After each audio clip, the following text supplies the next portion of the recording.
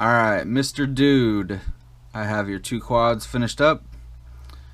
So this is a Schizo Supernova clone frame.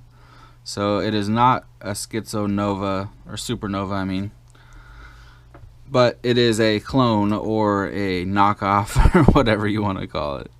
But when I saw it, I was like, damn, this is a nice clone, because I've seen a lot of knockoffs and just cheap knockoffs, you know, of other frames. And you could just tell right away that they're cheap pieces of crap that you don't want nothing to do with. You know, the ones that are like $19.99 and they're a knockoff of like $100 frame. This one, I think it is actually $19.99, or no, that was the other one with the stickers on it. I think this one was $30, $29.99, I think. So I remember looking it up. I could only really find it on Amazon, but it's called the Ready to Sky, and you've probably heard that before because Ready to Sky like puts their name all over all kinds of shit. But yeah, Ready to Sky Nova 235 is what it's called. And it's pretty good, because I have seen the original Supernova frame in person, and this one really isn't much different. I mean, the carbon is nice. It's not that cheap crap carbon that you would expect. It's actually really nice carbon. And I believe that it came with all these purple screws. Maybe not all of them, but I know it came with, because it had the bags and they were labeled and they said purple and everything on them. So I think that it did come with the purple hardware. It definitely does not come with the TPU arm protectors, and I'm not sure where those came from. This build was all completely sent to me. Every part on it was sent to me to build, so I didn't order anything, so I don't know where any of the stuff came from. But I do know that Brain 3D, well, actually I don't know. I've never even searched. I would think that Brain 3D would have parts for the Schizo Supernova. And I'm like 99% sure they do, but I haven't actually checked, so I don't know. But yeah, these are pretty nice prints, so they might have came from there, or I don't know. So the parts are, this is the 3BR 2407 1800 kV motors. They're really nice motors. 3BR, I've always been a fan of them. Not a lot of US stores carry their stuff. I know Race Day Quads does. I actually recently saw that Helly Nation had their smaller little tiny ones. But yeah, I've always liked them. I used to love their 1106 6000 kV, because it came as a set of two, and it was like so cheap. It was like 12 or 13 bucks for two motors, and they were really nice. So yeah, these are the 2407 1800 kV.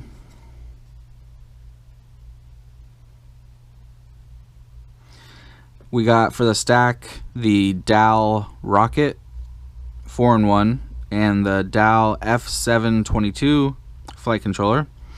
We got the Rush Tank VTX, and this is my first time checking this thing out. It's actually pretty cool. I like that you can mount it up. I really like that this frame has 30 by 30 mounting in the back here. That's really cool. It also has 20 by 20 mounting in the front and the back. But yeah, the Rush Tank VTX, pretty nice. It's got a nice plug, and it's got a ton of LEDs on it, and there's these LEDs that are just flashing like crazy. I haven't really read the instructions on the VTX, but the LEDs just flash all crazy, and they're super bright, so it makes the whole back of the quad like light up. One side's green and one side's blue. It's pretty cool though.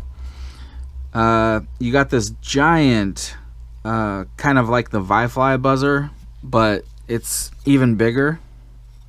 It's up in there, and it was so big when I was holding it in my hand, I was like, where the hell is this gonna go on this thing?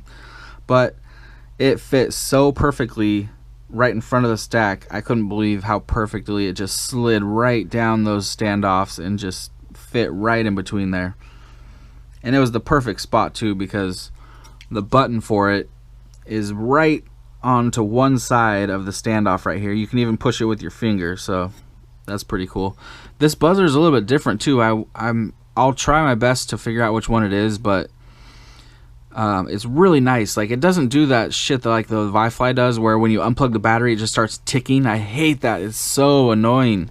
This one doesn't do that. It doesn't do anything when you unplug the battery until all of a sudden, out of the blue, it'll just start beeping loud as hell. And this one's super loud too. It's crazy loud. And then you have the Runcam Sparrow 2, because it's purple and it matches. Pretty nice camera, actually. That's why it's like $45. And then you have the purple Lollipop 3. I also did the things that you wanted me to do. I did reverse props. So we got reverse props on here. I added the giant cap on here with the XT60. And then I also added another cap. You can see it right on top of the VTX there. So that's running to the 4-in-1. And I think that's about it on this one. It's really nice. It turned out really nice. I really love these props. These are the Schizo Galaxy, made by a gym fan. They're the Wind Dancer 5043s. Nice paint job.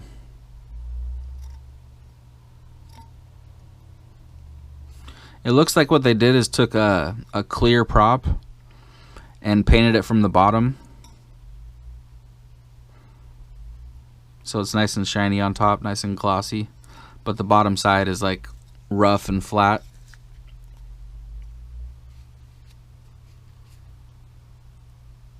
I don't know how they did it. I don't know if it's paint or something else. And then you got your Crossfire Nano right here. So it's kind of under the VTX, but the bind button is sticking out just enough for you to be able to push it if you needed to. I didn't need to bind it up to my radio, but you might need to. You might need to update the receiver too. I don't know. Depends on what firmware your module has. Here's your other one. This is the Twig, the Speed Racer Twig. I also did reverse props on this, like you asked. I didn't use the mesh that you sent. I used my own, and I used red because I believe you wanted a red theme, but the canopy's white, and so I just figured 4th of July is in a couple days, so I might as well just make it red, white, and blue. So I put some blue on here. We got red zip ties, white heat shrink, blue heat shrink, red zip ties down here, red mesh. You got blue spacers underneath the canopy. Yeah, I think it turned out nice. So this one has these are 1104 6500 kV. They say Furry Bee on them. You have the Beta FPV F4 12 amp all-in-one flight controller. Inside here you have XM Plus, and the bind button is, if you're looking at it from the back, the bind button is right on the far right side. You have to kind of look at it from the top. If you're looking at it from the top down, you can see the bind button right inside this hole right here. Okay. And then the button for the VTX, you can get through this hole right here. And it's right on the, just like the receiver is. It's, look at it from the top down, and you can see the button right inside this hole right here to the left. And then on this one, it's right inside the hole to the right. So you can see both of them. Alright. And then you have the, I believe this is an EOS 2 camera. Yeah, it is. and then you got the Triumph Pro UFL antenna. And these props are HQ 3030s.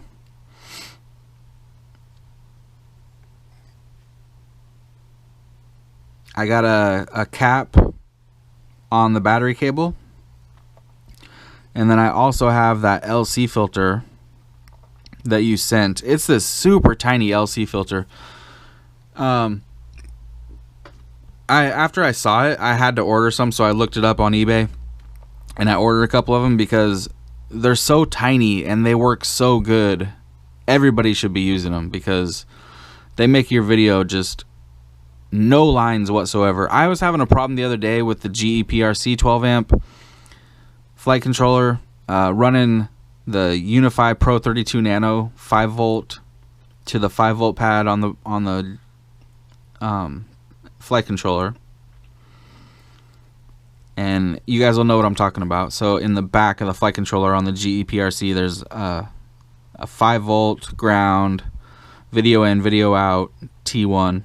So the power for the VTX was going to that 5 volt, and then the camera was being powered off the 5 volt from the Unify, and I was getting crazy lines in the video. So what I did was I just wanted to try a couple different things. So I took the ground off of the VTX for the camera and joined it together with the ground for the VTX power, and the lines just disappeared. They were gone. So for the camera being powered, all I had was the red from the camera going to the 5 volt out on the VTX. And then both grounds for the camera and the VTX went to the ground on the flight controller. That will make your video crystal clear. So I did that on this one as well, but then on top of that, I added that LC filter, and you probably won't be able to see it. No, you can't see it.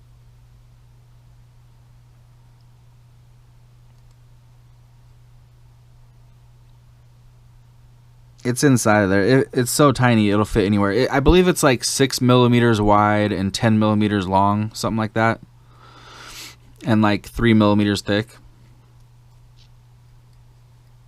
So yeah, you're gonna have crystal clear video on both these quads. So this video is getting long. I already have them both bound up, so we'll start with the Schizo.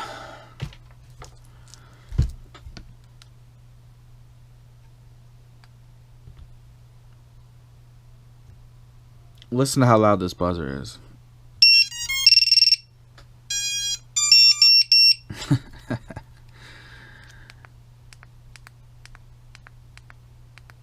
Oops. Ah, the battery died on this thing. Dang it. Okay, well, shit. I'm not gonna redo this video or wait for the battery to charge. The video works, okay?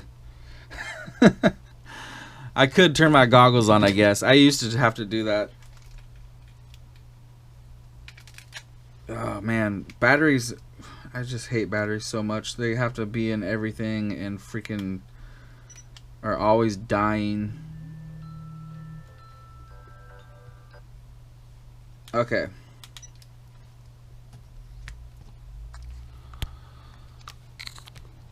There's the video. Okay.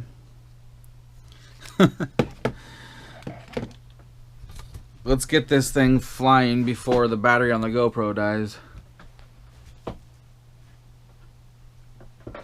Alright, here we go. Notice how, like I was saying, the back of the quad is all bright because of the VTX LEDs.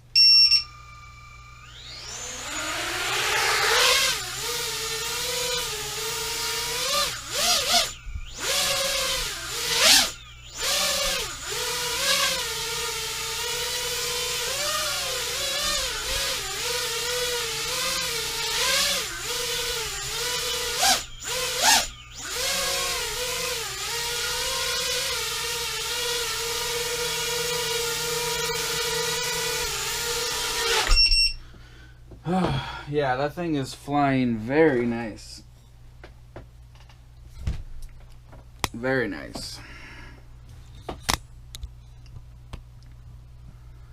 But see how, like I was saying, these LEDs are just flashing like crazy on the VTX.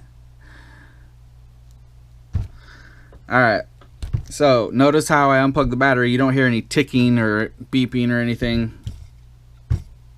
So it will start beeping if you don't hold down the button for a few seconds. So I'm gonna do that.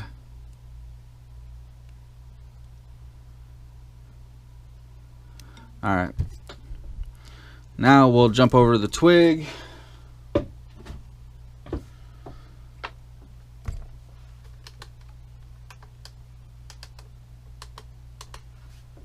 Alright.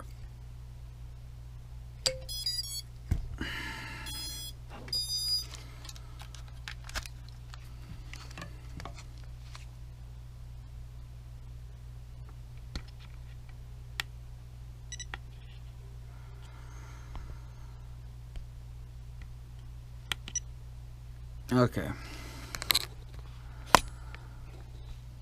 There's your video. Sorry, I need to charge my little monitor.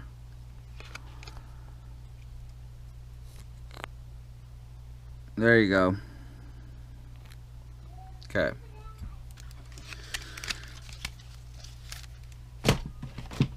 Alright.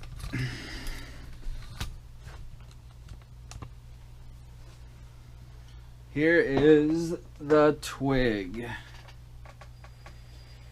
So quiet.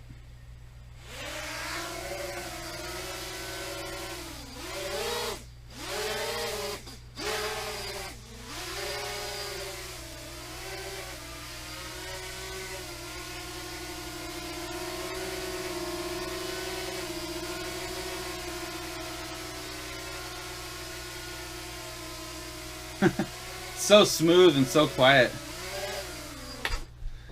Alright.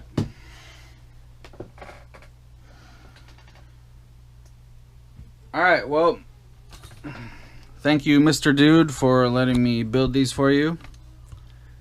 And as soon as you contact me again, I will know your name and get your address so I can ship these out to you.